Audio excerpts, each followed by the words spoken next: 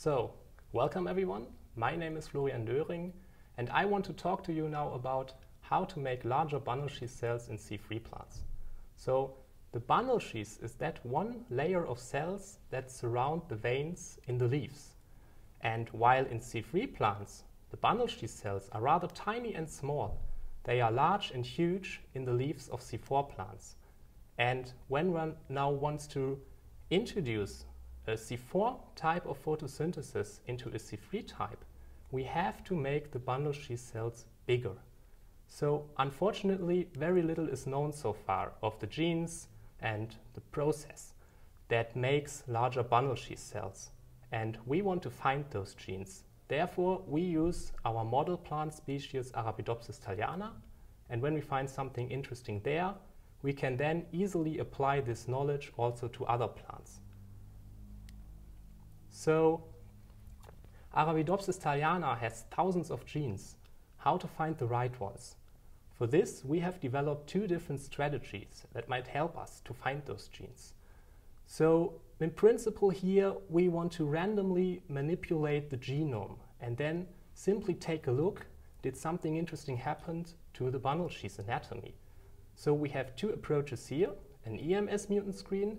Here we kind of change the building blocks of the DNA with a mutagenic compound EMS. So if this happens, for example, in a gene, we may impair the gene function.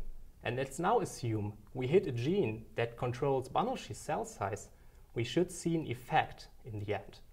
While with our second approach, an activation taking screen, here we kind of do the opposite. So here we want to activate genes with strong promoters. So imagine promoters as a kind of control center in front of a gene that tells the gene when and where to be active. And if we take such promoters and insert it in the genome of Arabidopsis, which we can do, and if this then lands just by chance next to a gene, it would strongly activate this gene, and this could result also in a visible effect. So that now, for both approaches, we have to look at thousands and 100,000s of plants just to maybe find a couple of them to be interesting, to have changes in the anatomy of bundle sheath cells. So you see, we have to establish a really high throughput screening procedure to find those ones, because otherwise it would take us decades to analyze all these plants. And since the bundle sheath cells of Arabidopsis thaliana are rather tiny and small and hardly detectable under the microscope, we use a little trick here. So we label them with something that we can easily see and detect, so-called reporter genes. So here you find two examples of reporter genes that we put under the control, again, of a promoter that is only active in the bundle sheath cells. And this allows us now to clearly see the bundle sheath cells in Arabidopsis thaliana leaves. And now we only have to look for any kind of different patterns like these ones here.